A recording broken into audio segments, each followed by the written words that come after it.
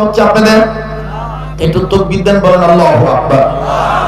আবার কোন আল্লাহু আকবার, নারায়ে তাকবীর। জি কাকা বলো, কাকা বলো।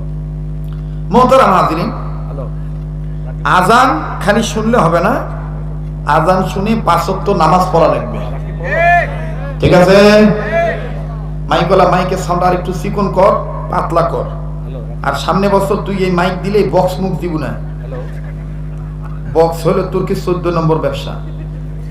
কাশিচ্ছি বুঝিচ্ছু না, হরেন দিব সোঙ্গা সোঙ্গা কাটলে তুর্কি ইউনিট কাটবে, আমাকে হাত নষ্ট হবে কে?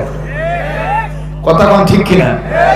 ওরা ইউনিট কাটার ভয়ে বক্স দেয়, খালি ধাপ ধুপ মারে, ঠিক না? জি, আজান না দিলে হয় না,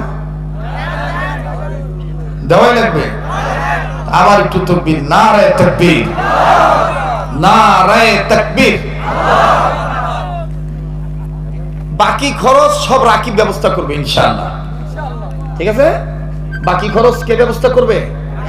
রাকিব ব্যবস্থা করবে। আল্লাহ তার হায়াতে, দৌলতে, সম্মানে, ইজ্জতে বরকত দান করে, তার বংশধর কবর আযাব আল্লাহ মাফ করে দেন। আবার বলেন আমিন। জি, আযান দিলে একটু ওই যে নীরব হওয়া লাগে, কথা হচ্ছে তো এজন্য দিতে পারতেছি না, কারণ এটা সাধনার জিনিস তো, ডিস্টার্ব হলে এলোমেলো হয়ে যায়। আপনারা ওয়াদা করেছেন আজান শুনে নামাজ পড়বেন, ঠিক আছে? তাইলে আজান দিব, আর খালি এক আজান দিলে হবে না। আমি ওই হুজুরের একটা হাদিয়া আছে, শুধু আমি প্যান্ডেল যে আপনি বললেন, হ্যাঁ, হুজুরের তো হাদিয়া বললেন না, ওটা রাকিব দিবে। আচ্ছা, তারপর আমি ওর মধ্যে 10,000 টাকা দিব। রাকিব তো পুরা আমাকে যা বলছে, হুজুর রাকিব আমরা যা লিবেন সব আমি দিব, বা আমরা ব্যবস্থা করব, খালি ডেট দেন হুজুর। 10,000 করেছে। তো যাই হোক, আলহামদুলিল্লাহ আমার ভাইরা, 10,000 টাকা। আপনারা মাহফিলটা কায়েম রাখবেন, কবুল করবেন এবং হক্কানি আলেমদেরকে আনবেন, বাজারি বক্তাদেরকে আনবেন না। বাজারি বক্তা বলতে কে, এদেশে আমার চাইতে বড় চুক্তিবাদী বক্তা কেউ আসিল না, কথা বুঝতে পারছি। কিন্তু আগে সিহারা তিনকে আলো জ্বলে নাই, আগে কথার মধ্যে এত ওজন আসিল না, আলেম ওলামা হয় নাই। কিন্তু এখন আল্লাহর মেহেরবানি, চুক্তি করা লাগে না। চুক্তি করা লাগবে কে? মানুষ এমনি আলেমদেরকে সম্মান করে, কথা হয় না, সম্মান করে না। তবে আপনারা জেনে খুশি হবেন, আমার জীবনে প্রায় 7 থেকে 8 কোটি টাকার সম্পদ আমি আল্লাহর রাস্তায় দান করে মাদ্রাসা করে দিচ্ছি। আমার গাড়ি ছিল, বাড়ি ছিল, সব আল্লাহর রাস্তায় দান করে দিয়ে মানুষের বাড়িতে ভাড়া ছিলাম। এই গত জানুয়ারিতে আল্লাহর এক বান্দা প্রায় 3.5 কোটি টাকার মূল্যের 2600 স্কয়ার ফিট একটা ফ্ল্যাট, রেডি ফ্ল্যাট আমাকে দিয়ে দিছে, একবারে সাত কবলা করে। আমি আল্লাহ রাস্তায় দিছি, আল্লাহ আমাকে অন্য দিক দিয়ে ব্যবস্থা করেছে। দামি গাড়ি দেখতেছেন। আমার এক ভক্ত গাজীপুরে, এক সময় তাকে আমি একটা মাহফিলে নিয়ে গেছিলাম আমার গাড়িতে করে। তো ওই দিন আবার তার মাহফিল, আমার আরেক মাহফিলে গেছে এই কয়েকদিন, গত 1.5 বছর আগে। তো ওনার গাড়িটা নষ্ট হয়ে গেছে, ওনাকে আমি বাড়ি পর্যন্ত আগায় দিছি ভাড়া গাড়িতে, আমার ভাড়া গাড়ি। কয় হুজুর আপনার না খুব দামি গাড়ি ছিল? আমি বললাম ভাই মাদ্রাসা করছি ভাই, গাড়ি বিক্রি করে দিয়ে। আমার মাদ্রাসা হলো যাত্রাবাড়ির পরে সাইনবোর্ডের একদম সাথে। মোহতারাম হাজিরিন, তো এই ভদ্রলোক আমার কথা শুনে আমাকে বলছে, হযরত আপনাকে আমি আজকে ছুটি দিতে পারতেছি না, আমার বাড়িতে চলেন। গেলাম। হযরত আমি আপনাকে এই পিকচার দেখাই, আপনার কোন কালার পছন্দ, কি গাড়ি পছন্দ আপনার, এই গাড়ি আমি আপনাকে দেব। আমি কেন? কয় আপনি আমাকে গাড়ি দিয়ে আগায় দিছেন, একদিন আগায় দিছেন, এর ঋণ আমি শোধ করতে পারবো না, আর আপনার কাছে আমার দেওয়া গাড়ি থাকলে আমার ব্যবসা বরকত হবে। আলহামদুলিল্লাহ, বাংলাদেশে 17 কোটি জনগণ, 17 কোটি জনগণের মধ্যে অনলি কয়েকজন ব্যক্তির কাছে এই কালারের গাড়ি, এই মানের গাড়ি আছে।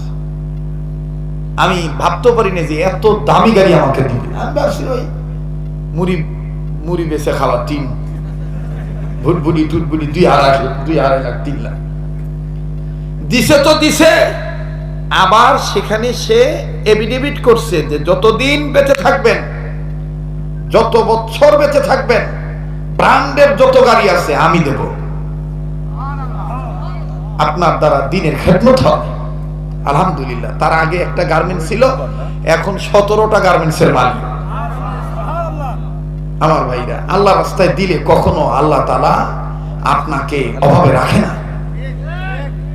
জি জি ভাইরা আমার বন্ধুগণ, জি একটু আমি আযানটা দেই, পরে কথা বলি। মুহতারাম হাজিরিন, তো এবার আসেন, আযান দেওয়া লাগবে। আযান শুনে 5 ওয়াক্ত নামাজ পড়বো ইনশাআল্লাহ।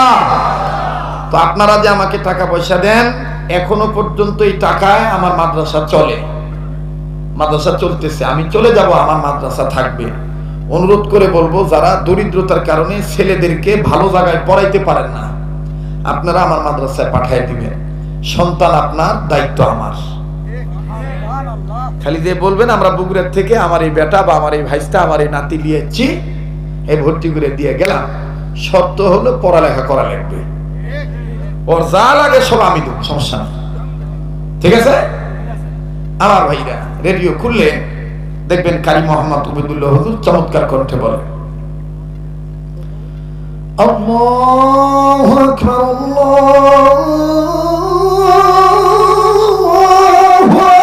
আকবার। এই পর্যন্তই থাক, আরো দেওয়া লাগবে। আল্লাহু আকবার,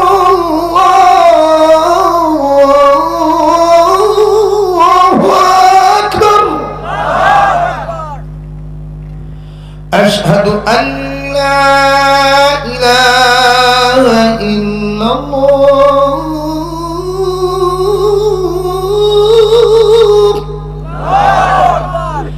أشهد أن لا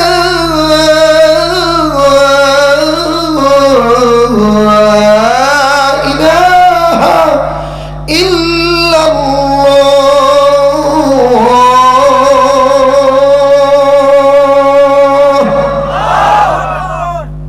উক্ত ছাড়া ফুল আযান দেওয়া নিষেধ। উক্ত ছাড়া ফুল আযান দেওয়া কি মাসলাগতভাবে নিষেধ। এটা আপনারা অন্তরের দাবি জানিয়েছেন, তাই বললাম। এবার আসেন, অনেকে বলে এটা মক্কা মদিনার আযান। না, এটা বাংলাদেশে আযান। মদিনার আযানটা ভিন্ন স্টাইল।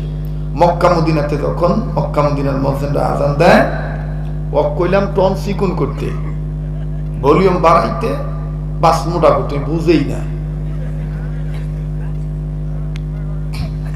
না পারলে এটি আমি যাই কি হান মরদ লয়, ওই সেট নষ্ট হবে, আমি ঠিক করে দিব। কইছি না, অন্য বিদ্যাও শিখে রাখছি। আর আমি একটা মাদ্রাসা করতেছি রংপুরে, বিশাল এরিয়া নিয়ে। সেখানে আপনার পলিটেকনিক, কারিগরি শিক্ষা, কৃষিবিদ্যা, মৎস্যজীবী শিক্ষা সব আমি করতেছি। কোন ছেলে যদি মাদ্রাসা না পড়ে কয় আমি পড়বো না, তো কি করবো, কাম করবো? হ্যাঁ, তো ওটা ঢোক।